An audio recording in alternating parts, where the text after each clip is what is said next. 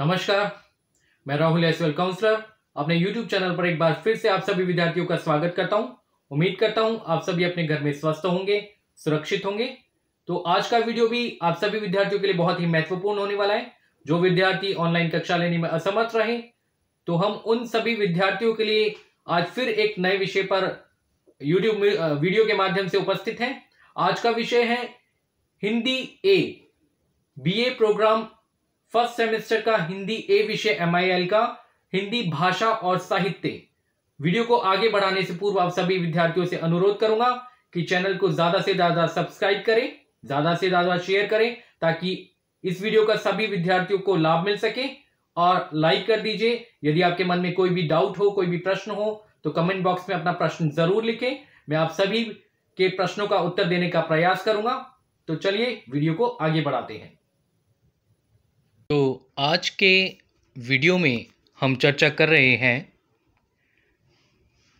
BA प्रथम वर्ष semester 1 का हिंदी भाषा और साहित्य का विषय। आज हम इस वीडियो के माध्यम से चर्चा करने जा रहे हैं आधुनिक भारतीय भाषाओं का उद्भव और विकास। सभी विद्यार्थियों से अनुरोध करूंगा कि वीडियो को अंत तक देखें, स्किप ना करें। आधुनिक भारतीय भाषाओं का उद्भव और विकास पर चर्चा करने से पूर्व मैं दो शब्दों पर प्रकाश डालना अवश्य समझता हूं। सबसे पहले आधुनिक क्या होता है? आधुनिक का अर्थ है आज, जिसका हम प्रयोग कर रहे हैं, जिसको हम उपयोग में ला रहे हैं। यानी पुरानी परंपराओं, पुरानी मान्यताओं को छोड़कर आधुनिक युग में जिस वस्तु का हम प्रयोग करते हैं वह आधुनिक होती है। दूसरा शब्द है उद्भव और विकास। उद्भव का अर्थ है जन्म लेना या उसका बिंदु, जहां से उसकी शुरुआत होती है। और विकास का अर्थ है विकास क्रम, यानी उसकी विकास यात्रा। तो वीडियो को आगे बढ़ाते हैं। आधुनिक भारतीय भाषाओं का उद्भव और विकास। आज जो भाषा हम प्रयोग में कर रहे हैं वह हिंदी है। हिंदी को हम तक आते आते कितना समय लगा और किन किन चरणों से होकर वह हम तक पहुंची है, तो आज हम इसी पर चर्चा कर रहे हैं। सबसे पहले हम बात कर लेते हैं हिंदी शब्द से अभिप्राय। हिंदी शब्द का संबंध संस्कृत के सिंधु से माना जाता है। जिस प्रकार पहाड़ों में रहने वालों को पहाड़ी कह दिया जाता है, उसी प्रकार सिंधु नदी के किनारे बसे लोगों को सिंधु कहा जाता था। ईरानियों के भारत के अधिकाधिक भागों से परिचित होने पर इस शब्द के अर्थ में विस्तार होता गया। अर्थात आप सभी को पता होगा कि भारत में ईरानियों का आगमन हुआ था। मंगोलिय, ईरानी और मध्य एशिया से भारत में आकर जो लोग बस गए थे, वे भारत के अधिकाधिक भागों से परिचित होने लगे थे और इस शब्द के अर्थ में विस्तार होता गया। अर्थात जो सिंधु शब्द था वह उसका विस्तार होता गया। इसका परिणाम यह हुआ कि हिंदी शब्द धीरे धीरे पूरे भारत का वाचक हो गया। अर्थात पूरे भारत की पहचान जो है वह हिंदी शब्द से होने लगी। अब आप सोच रहे होंगे कि सिंधी शब्द से हिंदी कैसे रूपांतरण हुआ। तो हिंदी शब्द से ईरानी का एक प्रत्यय लगने से हिंदी बना, जिसका अर्थ है हिंदी का। ईरानी शब्द जो है वह ह को, माफ कीजिएगा, सा को ह उच्चारित करते हैं, इसलिए सिंधी भाषा को उन्होंने हिंदी उच्चारित किया। हिंदी भारत के विशाल भूभाग की भाषा है। भारत में हिंदी बोलने वालों की विशाल संख्या है और यह भाषा निरंतर विकासशील है। तो हिंदी की शुरुआत कहाँ से होती है? भारतीय आर्य भाषाओं से। यानी भारतीय आर्य भाषाओं का जिक्र करते हैं तो भारतीय आर्य भाषाओं के विकास में ही हिंदी तथा उत्तर भारत की अधिकांश भाषाओं का मूल स्रोत है, निहित है। हिंदी की जो जननी है, जहां से हिंदी का जन्म हुआ है, वह है संस्कृत। संस्कृत भाषा से ही भारत की जितनी भी भाषाएं हैं उसका जन्म हुआ है। भारतीय आर्य भाषाओं के विकास के 3 चरण हैं। भारतीय आर्य भाषाओं को 3 चरणों में बांटा जाता है। प्राचीन आर्य भाषा, मध्यकालीन आर्य भाषाएं और आधुनिक आर्य भाषाएं। सबसे पहले बात कर लेते हैं प्राचीन आर्य भाषा की। इसका जो समय काल है, सीमा है, समय सीमा, वो 1500 ईस्व पूर्व से 500 ईस्व पूर्व तक है। कुछ विद्यार्थियों का प्रश्न होता है ईस्व पूर्व क्या होता है, तो मैं उनको बताना चाहूँगा कि जब समय बनाया गया, कैलेंडर बनाया गया, तो ईसा को केंद्र में रखकर, ईसा मसीह को केंद्र में रखकर जो उनके जन्म से पूर्व का समय था, जो उनके जन्म से पहले का समय था, उसे ईस्व पूर्व कहा गया, और जो उनके जन्म के बाद का समय था उसे ईस्वी कहा गया। तो मुझे लगता है ये आपका जो मन में डाउट है वह क्लियर हो गया होगा। बात कर लेते हैं प्राचीन आर्य भाषा, जिसका समय 1500 ईस्वी पूर्व से 500 ईस्वी पूर्व तक माना जाता है। इसके दो रूप मिलते हैं प्राचीन आर्य भाषा के, वैदिक संस्कृत और लौकिक संस्कृत। वैदिक संस्कृत को छदास भी कहते हैं। इसमें वेदों, पुराणों, ब्राह्मण ग्रंथों और उपनिषदों की रचना हुई। यह आचार्यों, शिक्षितों और ब्राह्मणों की भाषा थी, अर्थात इसे शिक्षित व्यक्ति ही इसका उपयोग करता था अपने साहित्य में। यह परिमार्जित, परिनिष्ठ, व्याकरणिक और साहित्यिक भाषा के पद पर आसीन थी। इसमें वेदों, पुराणों और धार्मिक ग्रंथों की रचना हुई थी, और प्रमुख रचनाएं जो हैं वह है वेद, संहिता एवं उपनिषद थे। तो यहाँ आपको समझ में आ गया होगा कि वैदिक संस्कृत क्या थी। वैदिक संस्कृत के साथ ही संस्कृत का जो दूसरा भाग था वह था लौकिक संस्कृत। वैदिक संस्कृत धर्म प्रधान थी, अर्थात धार्मिक ग्रंथ लिखे गए, उपनिषद लिखे गए, पुराणों की रचना वैदिक संस्कृत में हुई। परंतु लौकिक संस्कृत लोक प्रधान भाषा थी, अर्थात आम जो लोग थे, आम जनजीवन की भाषा थी, लोक संस्कृति की भाषा थी। यह आम जन की भाषा थी। इसमें जो प्रमुख रचनाएं हैं वह रामायण, महाभारत आदि है।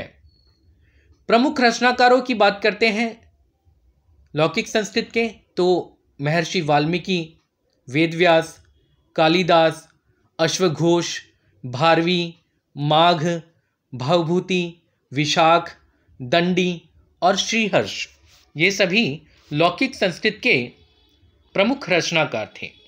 तो यहाँ हमने बात की वैदिक संस्कृत और लौकिक संस्कृत। इनका जो समय था वह प्राचीन आर्य भाषा कहा जाता है। इसके बाद हम बात करते हैं मध्यकालीन आर्य भाषा की। मध्यकालीन आर्य भाषा का जो समय है वो 500 से 1000 ईस्वी पूर्व तक थी। संस्कृतकालीन आधारभूत बोलचाल की भाषा परिवर्तित होते होते ईसा पूर्व 5वीं सदी तक काफ़ी बदल गई, जिसे पाली कहा गया। अब संस्कृत से परिवर्तित होकर जो भाषा का नया रूप उभर कर आया था, महात्मा बुद्ध के समय पाली लोक भाषा थी। बुद्ध ने पाली में ही अपने उपदेशों का प्रचार प्रसार किया। त्रिपिटक की रचना भी पाली भाषा में हुई। यह भाषा ईसा की प्रथम ईस्वी तक रही। पहली ईस्वी तक आते आते पाली भाषा और परिवर्तित हो गई। तब इसे प्राकृत की संख्या दी गई, यानी अब भाषा का अगला चरण जो था वह प्राकृत भाषा का था। भाषा निरंतर बदलती रहती हैं, उसमें नए नए प्रतिमान शामिल होते रहते हैं। तो संस्कृत से पाली भाषा विकसित हुई और पाली भाषा से प्राकृत का रूप भाषा ने ग्रहण कर लिया। जैन धर्म की सभी रचनाएं प्राकृत भाषा में हुई। प्राकृत भाषा के क्षेत्रीय रूपों में अपभ्रंश भाषाएं प्रतिष्ठित हुई। अपभ्रंश भाषा साहित्य के दो मुख्य रूप मिलते हैं, पश्चिमी और पूर्वी। साहित्य में इसका प्रयोग सबसे पहले कालिदास के विक्रमोर्वशीयम नाटक में मिलता है। यह जन भाषा और साहित्यिक भाषा के रूप में प्रतिष्ठित रही। आगे चलकर प्राकृत भाषाओं के क्षेत्रीय रूपों से अपभ्रंश भाषाएं प्रतिष्ठित हुई। यहाँ पर भाषा ने फिर से अपना रूप बदला और प्राकृत से अपभ्रंश की ओर परिवर्तित हो गई। आचार्य पतंजलि ने महाकाव्य में अपभ्रंश का प्रयोग मिलता है, जहाँ उसका अर्थ भाषा का विकृत या बिगड़ा हुआ रूप दिया गया है। अर्थात अपभ्रंश की जो भाषाएं थी उसे पतंजलि महाकाव्य में उसका विकृत और बिगड़ा हुआ रूप माना गया है। अपभ्रंश को ग्रामीण भाषा, देसी भाषा और अवहट नामों से भी अभिहित किया जाता है। अपभ्रंश भाषा साहित्य के मुख्य दो रूप हैं, पश्चिमी और पूर्वी। इसका जो 1000 ईस्वी के आसपास अपभ्रंश के विभिन्न क्षेत्रीय रूपों से आधुनिक आर्य भाषाओं का जन्म हुआ। हमारा प्रश्न था आधुनिक आर्य भाषा, तो हम आधुनिक आर्य भाषा तक पहुँचते पहुँचते भाषा को जो विकास क्रम था उस पर हम चर्चा कर रहे हैं। 1000 ईस्वी के आसपास अपभ्रंश के विभिन्न क्षेत्रीय रूपों से ही आधुनिक आर्य भाषा का जन्म हुआ। अपभ्रंश से ही हिंदी भाषा का भी जन्म माना जाता है। अब हम बात कर लेते हैं जो हमारा मुख्य प्रश्न है, आधुनिक आर्य भाषाएं। अभी तक हमने बात की जो भाषा का विकास क्रम है, किस प्रकार आधुनिक आर्य भाषा हम तक, किस प्रकार भाषा अपनी विकसित रूप ग्रहण करते करते आधुनिक भाषा तक उसने अपना रूप ग्रहण किया। आधुनिक आर्य भाषाएं का जो समय है 1000 ईस्वी से अब तक का है। डॉक्टर भोलानाथ तिवारी ने अपभ्रंश के 7 भेद माने हैं। इन 7 भेद के नाम है शौरसेनी अपभ्रंश, पैशाची अपभ्रंश, ब्राचड़ अपभ्रंश, खस अपभ्रंश, महाराष्ट्री, अर्धमागधी और मागधी। आप सभी विद्यार्थियों से अनुरोध करूंगा कि आप वीडियो को बीच में रोककर अपने नोट्स बना सकते हैं और लिख सकते हैं। इससे आपको, मुझे लगता है, उचित लाभ होगा। अपभ्रंश भाषा से निकलने वाली आधुनिक भाषाओं पर चर्चा कर लेते हैं। अपभ्रंश भाषा से निकलने वाली आधुनिक भाषाएं शौरसेनी अपभ्रंश से पश्चिमी हिंदी विकसित हुई। इस अपभ्रंश के नागर रूप से राजस्थानी और गुजराती भाषाएं विकसित हुई। पैशाची अपभ्रंश से लहंदा और पंजाबी विकसित हुई। ब्राचड़ से सिंधी भाषा विकसित हुई। खस से पहाड़ी और कुमाऊनी भाषा विकसित हुई। महाराष्ट्री से मराठी भाषा विकसित हुई। मागधी से पूर्वी हिंदी विकसित हुई। मागधी से बिहारी, बंगाली, उड़िया और असमिया भाषा विकसित हुई। अब हम बात कर लेते हैं हिंदी भाषा का भौगोलिक विस्तार। जो हम हिंदी आज उपयोग में करते हैं उसका भौगोलिक विस्तार क्या है। आज हिंदी भारत के बहुत बड़े भूभाग की मातृभाषा, संपर्क भाषा और साहित्यिक भाषा है।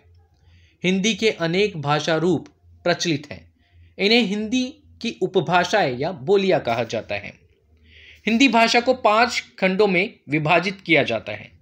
कौन कौन से 5 खंड हैं, इस पर चर्चा कर लेते हैं। पहला है पश्चिमी हिंदी। पश्चिमी हिंदी में जो बोलियां, विकसित बोलियां हैं वह है कौरवी, जिसे हम खड़ी बोली भी कहा जाता है। खड़ी बोली के रूप में हम इसे जानते हैं। पश्चिमी हिंदी की ही दूसरी जो बोली है, भाषा जो विकसित हुई है, वह है ब्रज भाषा, हरियाणवी, बुंदेली, कन्नौजी और दक्कनी हिंदी। बात करते हैं पूर्वी हिंदी की, तो इससे जो विकसित भाषा है वह है अवधी, बघेली, बघेली और छत्तीसगढ़ी।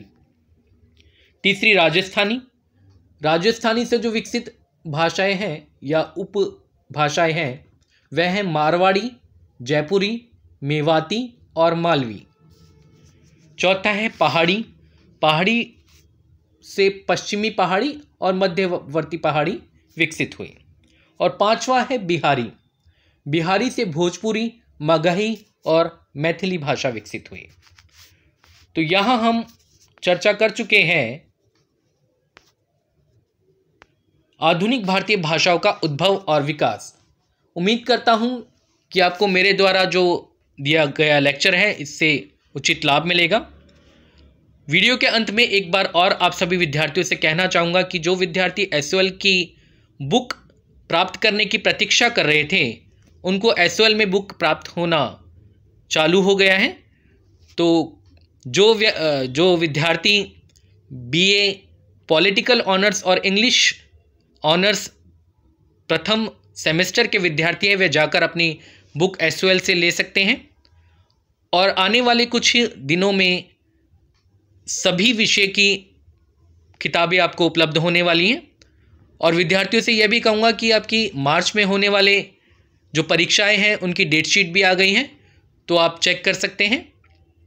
इसी के साथ वीडियो के अंत में मैं आप सभी विद्यार्थियों से अनुरोध करूँगा कि चैनल को सब्सक्राइब ज़रूर कर लें और शेयर करें ताकि सभी विद्यार्थियों तक यह वीडियो पहुंच सके और सभी विद्यार्थियों को इसका लाभ मिल सके।